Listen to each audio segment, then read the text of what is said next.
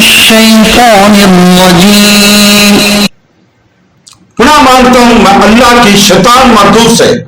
I seek refuge in Allah from the outcast shaitan. بسم اللہ الرحمن الرحیم. شروع اللہ کے نام سے جو بڑا مہربان نہایت رحم والا ہے. Starting in the name of God, most gracious, most merciful.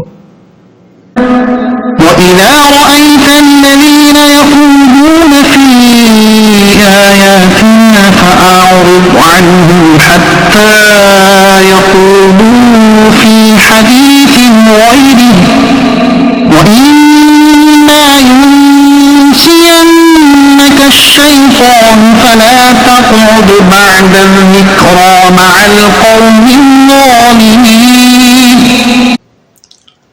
اور اے سننے والے، جب تو انہیں دیکھے جو ہماری آیتوں میں بےہودہ گفتگو کرتے ہیں تو ان سے منہ پھیر لے جب تک وہ کسی اور بات میں مشغول نہ ہو جائے.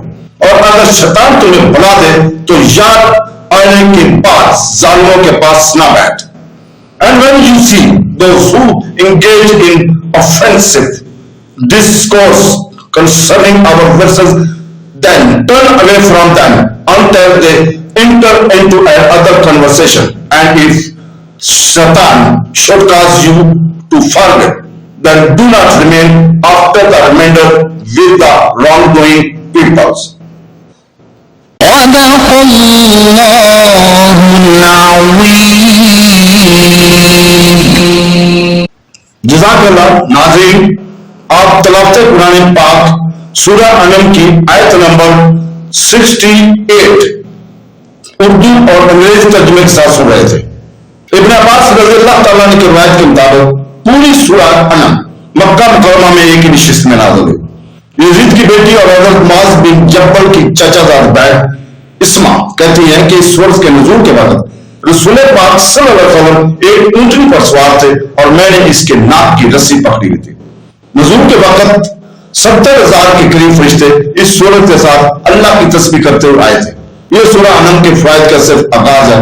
جو کوئی بھی اس سورت کو پڑھتا ہے وہ 70,000 فرشتے اس کے لیے دعا کرنا شروع کر دیتے ہیں تاکہ اس کی تمام پریشانیاں دور ہو جائیں. اللہ تعالیٰ سے دعا کہ وہ ہمیں قرآن پڑھنے سمجھنے اور اس پر عمل کرنے کی توفیق عطا فرمائے. آمین. اللہ حافظ. جزاک اللہ. viewers, you was hearing تلاوت قرآن پاک verse 68 of Surah Al-An'am with Urdu and English translation according to a tradition of Ibn Abbas. The Surah An'am, whole of the Surah, was revealed at one sitting at Makkah.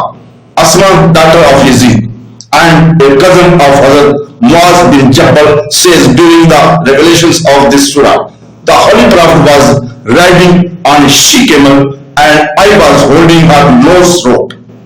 At the time of descending, there were around 70,000 angels that came along with this surah, glorifying Allah.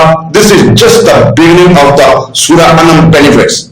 Anyone who recites the surah, those 70,000 angels start praying for the one so that all these worries and problems are eliminated. We pray to Allah Almighty to give us permission to read, understand and follow Quran. Ameen.